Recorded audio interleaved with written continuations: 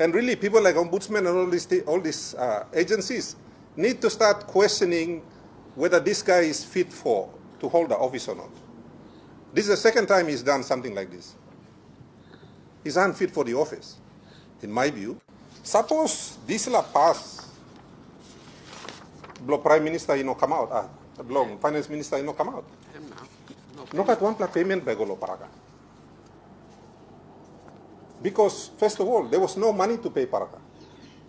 They had to create an account, or create a new account, because no account will pay Paraka too. Or create him penis, all go kisi money, put him inside the account now, all raise him check, now all pay him Paraka. That's here. This is in the court's evidence.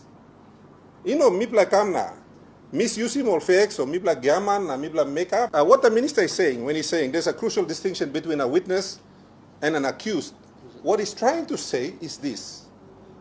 Suppose you involve law 1 plus still, okay, you come a witness, even though you involve, mipla by no not charging you. That's what he's saying.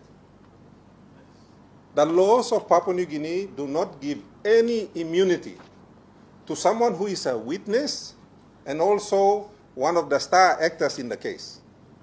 It doesn't. This is very poor from a police minister.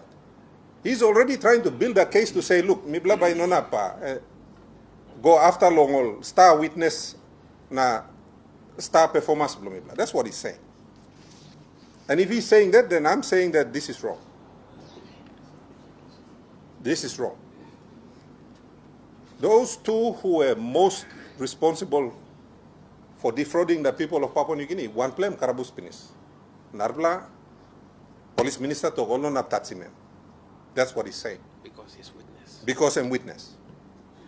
Yet write him pass. Yet direct him Secretary Blong Finance. Direct him Secretary of Treasury. To pay him Paraka. Walk him.